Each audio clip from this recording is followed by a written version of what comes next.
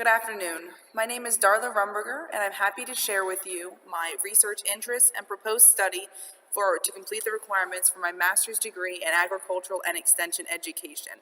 I apologize for not being able to be present with this class for the past semester, but my teaching duties at Cumberland Valley High School have prohibited me from attending the weekly classes. Nonetheless, I'm happy to share my research interests with you, and if you have any questions, we'll be happy to follow up with you individually.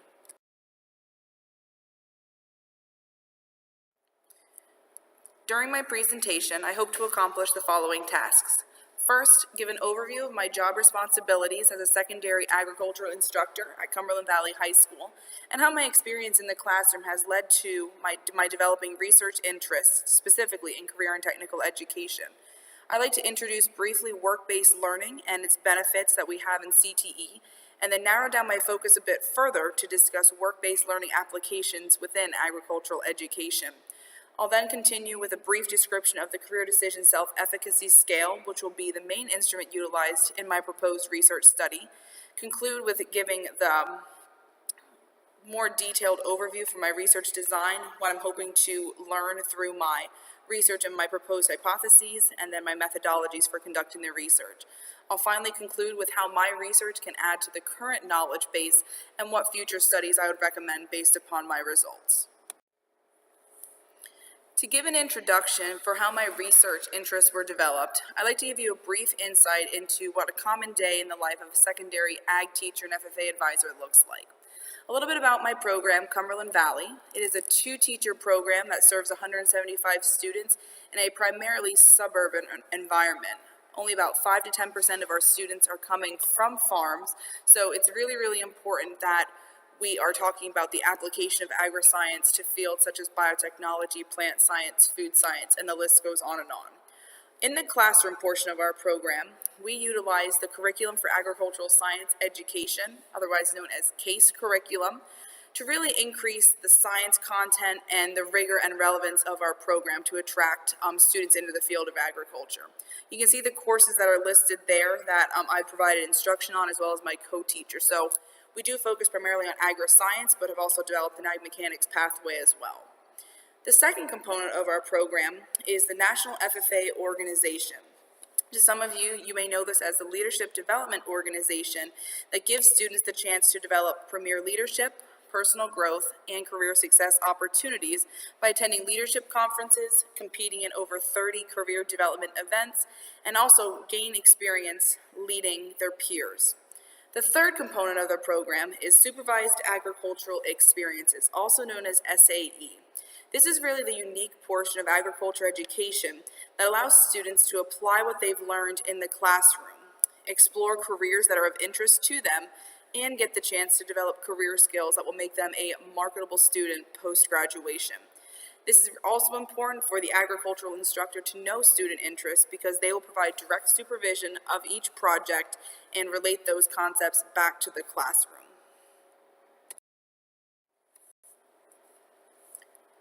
Leading into how my experience in the classroom has developed some of my research interests, I like to provide the following background information for terminology that I'll be using as I discuss how my research interests developed. Agriculture education is one of the 16 career clusters that falls under career and technical education, which some of you may formally know as vocational education. As the name implies, career and technical education hopes to integrate academic knowledge and technical skills to students that will hopefully get them gainfully employed post-graduation. As you can see, the 16 career clusters cover everything from agricultural education, health sciences, business education, to construction, and it keeps diversifying each year. A component of career and technical education that sets it apart from mainstream curriculum areas is work-based learning opportunities. You can see the definition provided there by the Association for Career and Technical Education, but it's really the idea of giving students a real-life work experience where they have a chance to apply what they've learned in the classroom. Hopefully this is sounding familiar with one of the components of the agricultural education model that I discussed previously. So again, work-based learning is really an area that CTE separates itself from and strives to continue developing those skills in students to make them more marketable and career ready upon high school graduation. Leading into my specific research interests within agricultural education, we'll narrow down our focus from work-based learning to a specific supervised agricultural experience within ag education. As was stated before, SAEs really get students experiential, hands-on learning that helps prepare them for careers after high school graduation. If an SAE is planned and conducted properly, it can offer unique learning experiences that cannot be matched in even an agricultural classroom, let alone some of our common core subjects such as math, English, and science. However, it has been important to notice that SAE has changed since it was early adopted in agricultural education over 100 years ago. The initial thought with SAEs was, again, that direct application of learning from what students had learned in the classroom. Rufus Stimson, the father of SAEs as he's so deemed, had named these farm projects. Again, with most students coming from the farm, and upwards of 80 or 90% of them, having a place to go and apply concepts learned from the classroom was very, very simple. However, as we know that many students are 4, 5, 6 generations removed from the farm, SAE has evolved to meet those needs. Current research indicates that less than 50% of ag ed students are conducting SAE programs due to several factors. Two of those listed in the current research were lack of uniform extended contracts for ag educators to go ahead and supervise these students. With programs upwards of 150, 175, 200 students, how does one ag instructor supervise all of these unique projects going on for a student? Additionally, as school districts become further and further removed from the idea of career and technical education, how is an entire agricultural program correctly understood so that way it can be implemented properly with proper time given to the agriculture instructor to supervise these projects? To meet the demands of the ever-changing student demographics in agricultural education, the following SAE areas have been recognized since 2014 for teachers and students to work and develop a program in the following areas. The first and most popular is entrepreneurship projects. This is where a student would own a project, could be an animal or a business, with the intention to make a profit. An example would be a student creating a sheep shearing service, continuing to build up clientele, and being paid for their work. The second most common area are placement projects. This is where a student would work as an employee, either being paid or unpaid, at an established business. An example listed down below is a student working at a local feed mill. They need to document their hours worked and respective skills gained in that job. Another area where additional projects could be developed are research. As the name implies, a student would design and conduct a scientific experiment and hopefully present the results in an organized science fair that FFA sponsors. Examples can range in any one of the 6 areas from biotechnology, plant science, food science, or even power structure and technical systems, where students are basically comparing one variable against another. Finally, another project which could be utilized a lot more in current programs are exploratory SAE projects. This is a very open-ended idea for a student to gain skills in career exploration, conduct a job shadowing experience, or just participate in career immersion experiences such as attending job fairs or things of that nature where they can learn about what careers exist in agricultural fields. The example that I have listed below is just one thing that I've developed with my students. They need to conduct a job shadowing experience within a certain area that they have an interest in, and then develop a presentation for an introduction to ag class that we can use during our careers unit. Really, with an exploratory project, as long as the student is gaining meaningful career skills or learning about opportunities that exist in the agricultural field, it will be an acceptable SAE project.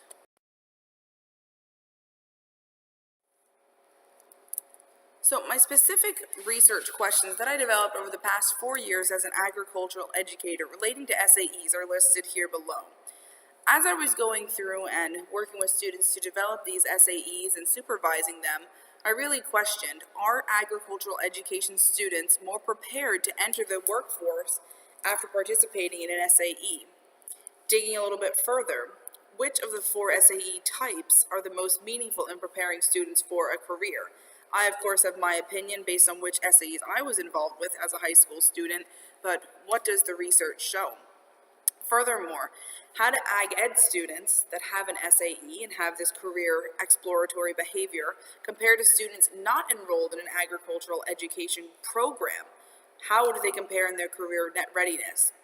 And the really important question that after these initial thoughts were running through my head was, what tool can I use to measure the knowledge and skills gained from SAE participation? That answer will be revealed on the next slide as I reveal the instrument that will be utilized for my research. The instrument that I will be using to conduct my research is known as the Career Decision Self-Efficacy Scale, originally developed in 1983 by Taylor and Bretz. The idea with this scale is to measure a student's self-estimate of their ability in the following areas that you see listed below. Do they have the ability to select and create a goal? Do they have the resources and knowledge about where to locate occupational information such as salaries or colleges that offer a certain major? Third, do they have the ability to solve a problem when faced with a difficult task? Fourth, do they have the ability to plan into the future? And fifth, what's their own self-appraisal value? It is to be noted that while using the Career Decision Self-Efficacy Scale, that career decision making is not only involved in developing these career skills through an experience, but how well does an individual have confidence in their own abilities to make that decision? This last statement refers directly back to Bandura's self-efficacy theory, in that through mastery experiences or vicarious experience that an individual can develop a belief about their own abilities to complete a certain task. And additionally, the social cognitive career theory, which built upon Bandura's previous work, relates this back to the career field, in that specific experiences throughout a student's development and adolescence can indicate their self-estimates of self-worth and ability in order to make a specific career decision. The following conceptual framework has been designed to guide the objectives of this study. With a combination of Bandura's sources of self-efficacy, i.e. mastery experiences, vicarious experience, social persuasion, and psychological states, combined with a modified social cognitive career theory framework as designed by the author, this framework emphasizes that depending upon the source of self-efficacy thoughts, this will then determine which vocational learning opportunities a student will partake in. For the case of this research, we'll be focusing on work-based learning experiences and then breaking it down further into agricultural education as to which of the SAE types a student chooses to engage in. The level of learning and involvement with these experiences will then determine the level of self-efficacy expectations or what a student feels they can accomplish for themselves, and then therefore establish outcome expectations. So what tasks can they see themselves successfully completing? Both of these facets will then lead into interest development and then vocational exploration activities. These will then lead into the 5 frameworks that fall under the Career Decision Self-Efficacy Scale as listed on the right-hand side of your screen. And all of these will impact together to create a student's career decision performance on our self-efficacy scale as designed by Taylor and Bretz.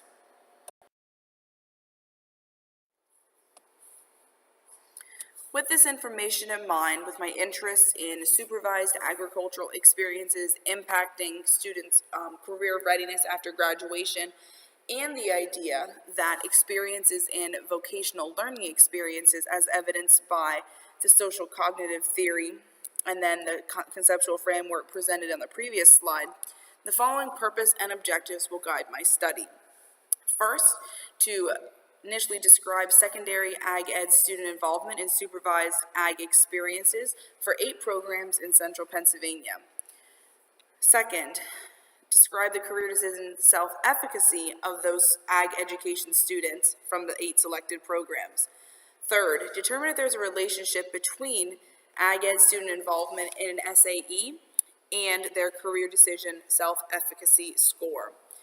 The fourth objective is getting at comparing ag ed students to students not enrolled in an ag ed program and looking to see the career decision self-efficacy scores of the ag ed students that had an SAE project and those students not even in a program at all.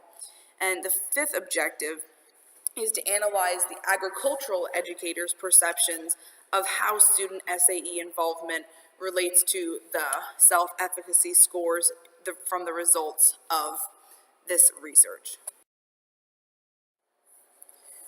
The following hypotheses will be tested throughout this research project. I hypothesize that students with higher levels of SAE involvement will display a higher career decision self-efficacy than students with low SAE involvement. Furthermore, I feel that students involved with placement SAEs will have a higher career decision self-efficacy score than other SAE areas. And finally, that ag education students will display higher career decision self-efficacy than students not enrolled in agricultural education. These hypotheses will be compared with the results and then reported if the null hypothesis can be accepted at the conclusion of the research study. The following research methods will be utilized to accomplish the purpose and objectives of this study. First, I will modify the career decision self-efficacy short form consisting of 25 questions and to collect the following student demographic information as listed below, indicating their grade, highest FFA degree earned, type of SAE, and their SAE involvement in hours per week. I hope to administer the instrument via Qualtrics to hopefully link up with the SPSS software package. For my first target population, all students in grades 9 through 12 enrolled in agricultural education would be able to access the survey on the Qualtrics platform. Additionally, target population number 2 would be 12th grade students not enrolled in an ag ed program in a suburban high school in a 3-county area in central Pennsylvania. The third target population will be the agricultural educators in that 3-county area, conducting a focus group with that demographic to interpret the student responses to the career decision self-efficacy instrument and determine any trends or discrepancies that may have arisen from as students take the instrument and conduct their supervised agricultural experience programs at the local level. After analyzing the data utilizing SPSS and determining if the hypotheses were met, I would recommend the following applications for the results of this research to be used by school-based agricultural educators in this 3-county area. The first would be the demonstrated need for students to enroll in career technical education programs should students enrolled in ag ed and work-based learning experiences have a higher career decision self-efficacy than students not enrolled in a program.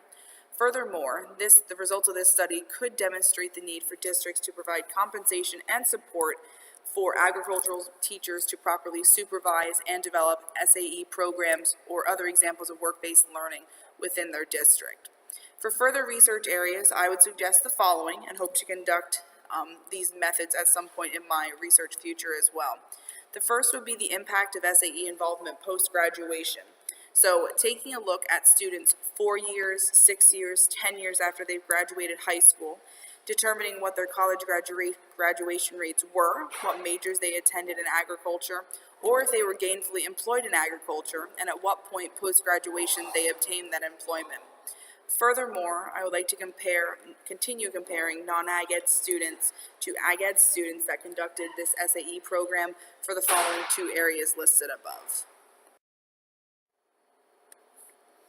Thank you for your time and attention listening to how my research interests have developed, how I indicated my research interests, and how I hope to accomplish the purpose and objectives behind my designed research study.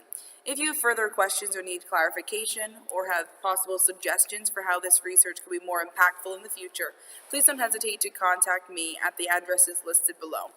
Thanks again for your attention, and I look forward to meeting you at some point in my career at Penn State.